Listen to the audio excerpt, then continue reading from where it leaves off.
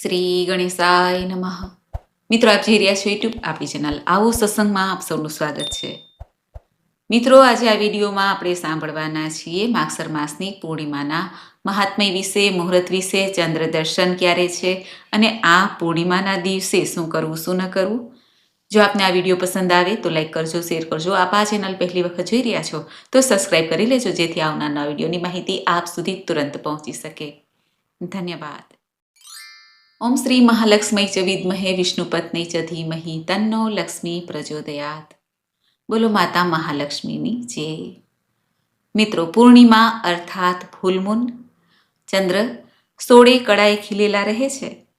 આ દિવસે લક્ષ્મી પૂજન કરવું ઘણું શુભ મનાય છે. ચંદ્રદેવને અર્ધ્ય અપાય છે, જેથી કુંડળીમાં રહેલ ચંદ્ર દોષ દૂર થાય છે, મનોબળ મજબૂત થાય છે. આ દિવસે સત્યનારાયણ ભગવાનની કથા કરવી, સાંભળવી પણ પાપોમાંથી મુક્તિ દેનાર છે. માગશીર્ષ માસની પૂર્ણિમાના દિવસે સ્નાન, દાન, જપનો પણ ઘણો મહિમા છે. લક્ષ્મી પૂજન કરવાથી ઘરમાં, જીવનમાં સદૈવ માતા મહાલક્ષ્મીજીની કૃપા બની રહે છે. ધનની ક્યારેય કમી રહેતી નથી. પૂર્ણિમાના દિવસે વ્રત પણ થાય છે. આ દિવસે કોઈ પણ શુભ કાર્યનો આરંભ કરીએ કે શુભ કાર્ય કરીએ તે ઉત્તરોત્તર વૃદ્ધિ પામે છે. પૂર્ણિમાના દિવસે જે પ્રદોષકાળ અર્થાત સૂર્યાસ્ત સમયની આસપાસનો જે સમય હોય છે ત્યારે લક્ષ્મી પૂજન કરવાનો અને દીપદાન કરવાનો મહિમા છે. ધન સંપત્તિમાં બઢોતરી થતી રહે છે. સૌપ્રથમ આપણે જાણી લઈએ કે માગસર માસની પૂર્ણિમાની તિથિ ક્યારે આરંભ થાય છે, ચંદ્ર દર્શનનો સમય શું છે. આપણા હિન્દુ પંચાંગ અનુસાર માગસર માસની પૂર્ણિમા તારીખ 4 ડિસેમ્બર 2025 ગુરુવારની સવારે લગભગ 8:30 વાગે તિથિ પ્રારંભ થાય છે. આ પૂર્ણિમાની તિથિ પૂર્ણ થાય છે 5 ડિસેમ્બર 2025 શુક્રવારે વહેલી સવારે લગભગ 4:43 આસપાસ. પૂર્ણિમાનું વ્રત હંમેશા રાત્રિએ ચંદ્ર દર્શનનો સમય હોય, ફૂલ મૂન હોય, પૂર્ણ ચંદ્ર હોય ત્યારે પૂર્ણિમાનું વ્રત રખાય છે. સત્યનારાયણ ભગવાનની કથા થાય છે અને પૂર્ણિમા ઉજવાય છે. ઈષ્ટ દેવતા, ઈષ્ટદેવી, કુળદેવી આદિનું દર્શન કરવું શુભ મનાય છે. તે છે 4 ડિસેમ્બર 2025 ગુરુવારના દિવસે પૂર્ણિમાનું વ્રત રખાશે. આ જ દિવસે સત્યનારાયણ ભગવાનની કથા કરવી, સાંભળવી શુભ મનાશે. આ પૂર્ણિમાનો અવસર ખાસ એટલા માટે પણ થઈ રહે છે કે આજે રવિયોગ છે. રવિયોગ સવારે લગભગ 7 વાગ્યાથી લઈને બપોરે 3 વાગ્યા સુધી છે. આ યોગ એવો છે કે જેમાં દરેક પ્રકારના દોષ નષ્ટ થાય છે. માગસર માસની પૂર્ણિમાના દિવસે સ્નાન, દાન આદિ કરીને પિતૃતર્પણ પણ કરી શકાય છે. પુણ્યની પ્રાપ્તિ થાય છે. આ માગસર માસની પૂર્ણિમાના દિવસે ચંદ્રદેવને અર્ધ્ય આપીને પ્રણામ કરીને મંત્ર જપાય છે, જેથી જીવનમાં કે ઘરમાં કોઈ પણ સમસ્યા હોય, માનસિક હોય, શારીરિક હોય, તે દૂર થાય છે. ચંદ્ર સંબંધી દોષ હોય તે પણ દૂર થાય છે. આજે ચંદ્ર દર્શનનો સમય છે લગભગ સાંજે 4:30 આસપાસ. ગામ, શહેર પ્રમાણે અલગ અલગ ચંદ્રોદય હોય તે જોઈ લેવો. ચંદ્ર દર્શન કરીને આ પૂર્ણિમાનું વ્રત પૂર્ણ થાય છે. પૂર્ણિમાનું વ્રત આમ તો એક જ દિવસનું હોય છે. જે ભક્તો વ્રત કરવા માંગે છે તેઓ સવારે વહેલા ઉઠીને સ્નાનાદિથી પરવારીને શુદ્ધ વસ્ત્ર ધારણ કરે. ત્યારબાદ મનમાં, હૃદયમાં આપણા ઈષ્ટ દેવતાનું ધ્યાન ધરે અથવા માતા મહાલક્ષ્મીના મંત્ર જાપ કરી શકે છે. ભગવાન શ્રી નારાયણને પ્રિય એવી આ પૂર્ણિમાના દિવસે સત્યનારાયણ ભગવાનના વ્રતનો સંકલ્પ પણ થાય છે. આજે જે ભક્તો વ્રત કરવા માંગે છે તેઓ સવારે સંકલ્પ કરે અને સાંજના સમયે દાન પુણ્ય કરે. જરૂરિયાતમંદને દાન કરવું, મંદિરોમાં પણ દાન કરી શકાય છે, બ્રાહ્મણ દેવને પણ દાન કરી શકાય છે. જે આપણી શ્રદ્ધા હોય એ પ્રમાણે દાન પુણ્ય થોડું અવશ્ય કરવું. આ દિવસે એવું કહેવાય છે કે જો સાંજે પ્રદોષકાળમાં માતા મહાલક્ષ્મીના નામનો દીવો, અખંડ દીવો જે આખી રાત ચાલે તેવો પ્રગટાવવામાં આવે, ઘરમાં આપણા ઈષ્ટદેવીનો પણ દીવો પ્રગટાવી શકાય છે. તેનાથી ઘરમાં નકારાત્મક પ્રભાવ દૂર થાય છે.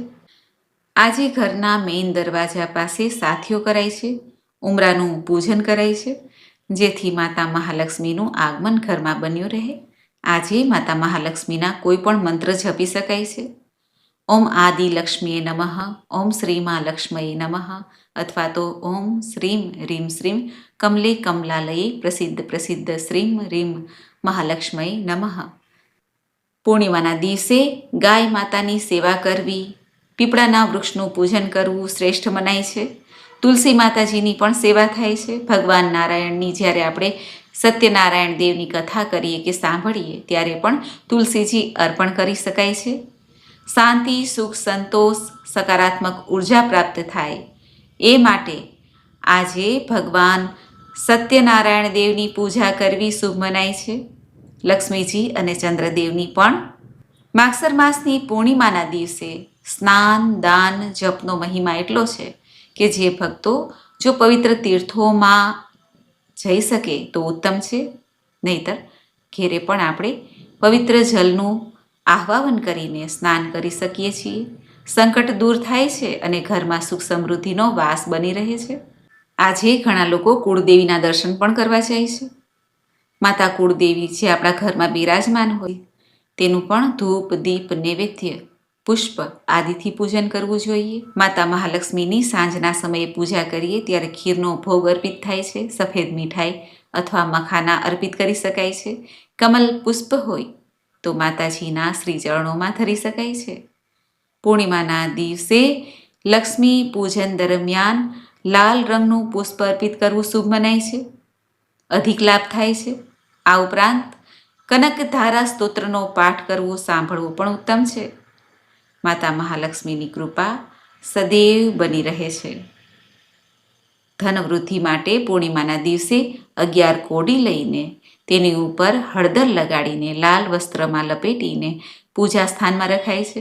પૂજા સંપન્ન થઈ જાય પછી તે પોટલીને તિજોરીમાં રખાય છે. આ પોટલી જો આપણા તિજોરીમાં હોય જ તો દર પૂર્ણિમાના દિવસે પૂજામાં લેવી અને ફરી રાખી દેવી. ઘરમાં બરકત રહે છે. પૂર્ણિમા કે જે ચંદ્રદેવને અત્યંત પ્રિય છે, આ દિવસે ભગવાન સોમનાથની પૂજા ઉપાસના કરવી પણ શુભ મનાય છે. ભગવાન મહાદેવના શિવાલયમાં જઈને અથવા તો ઘરમાં જો નાનકડું શિવલિંગ હોય તો તેની પણ પૂજા કરી શકાય છે. શિવજીને ગંગાજલ અથવા સાદું જલ, બિલ્વપત્ર, કાળા અથવા સફેદ તલ ધરી અને ત્યારબાદ પુષ્પ, ધૂપ, દીપ, નૈવેદ્ય આદિથી પૂજન કરાય છે. મહાદેવ સમક્ષ ઓમ સોમ સોમાય નમઃ આ મંત્રનો જપ કરી શકાય છે. સોમનાથ મહાદેવ કે જેઓ ચંદ્રમૌલેશ્વર કહેવાય છે, ચંદ્રદેવને પોતાના મસ્તક ઉપર ધારણ કરેલા છે. જો આપણે મહાદેવની પૂજા કરીએ તો પણ ચંદ્રદેવની પૂજા આપોઆપ જ થઈ જાય છે. એટલા માટે ચંદ્રમૌલેશ્વર ભગવાનની પૂજા આજે ઉત્તમ ફળ આપનાર છે.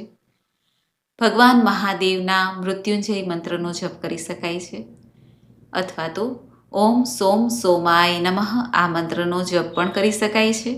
તો મિત્રો, આપણે સાંભળ્યું પૂર્ણિમા ક્યારે છે, પૂર્ણિમાનું મુહૂર્ત શું છે, શું કરવું શું ન કરવું. મને આશા છે કે આપને આ વિડીયો જરૂર પસંદ આવ્યો હશે. માગસર માસ કે જે ભગવાન શ્રી કૃષ્ણને અત્યંત પ્રિય છે, આ માસમાં જ ભગવાન શ્રી કૃષ્ણએ અર્જુનને ગીતાજીનો ઉપદેશ આપ્યો હતો.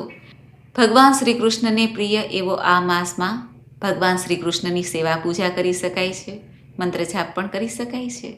આજના દિવસે ગીતાજીનો પાઠ કરી શકાય છે, વિષ્ણુ સહસ્ત્ર નામ પાઠ કરી શકાય છે, લક્ષ્મી સ્તુતિ કરી શકાય છે, સાંભળી શકાય છે. આ રીતે પૂર્ણિમાના દિવસે પૂર્ણિમાની જે રાત્રિ છે તેનો લાભ ઉઠાવવો જોઈએ. મન ઉપર અસર કરે છે. પૂર્ણિમા અને અમાવસ્યાના દિવસે ભરતી ઓટ આવે છે, જ્યાં દરિયો છે, નદી, તળાવ છે, તો આપણા મન ઉપર કેટલી અસર થતી હશે. આપણા ઈષ્ટ દેવતાના નામ જપ કરવા જોઈએ, જેથી મન પવિત્ર રહે, મનમાં ઉદ્વેગ ન થાય, ચિંતા ક્લેશ ન થાય અને ઘરમાં પણ સુખાકારી રહે. આમ પૂર્ણિમાનું ઘણું મહાત્મય છે. આજે પૂર્ણિમાના દિવસે ભગવાન વિષ્ણુના સહસ્ત્ર નામ પાઠ બરાબર પુણ્ય આપનાર આ મંત્રનો જપ એકવાર અવશ્ય કરવો જોઈએ. તે મંત્ર છે નમોસ્તવન અનંતાય સહસ્ત્રમૂર્તયે સહસ્ત્રપાદાક્ષી શિરોરુબાહવે સહસ્ત્ર નામને પુરુષાય શાશ્વતે સહસ્ત્રકોટી યુગધારિણે નમઃ. બોલો લક્ષ્મીનારાયણ દેવની જય. મિત્રો, મને સાંભળવા માટે ધન્યવાદ. આપ સૌને મારા જય શ્રી કૃષ્ણ.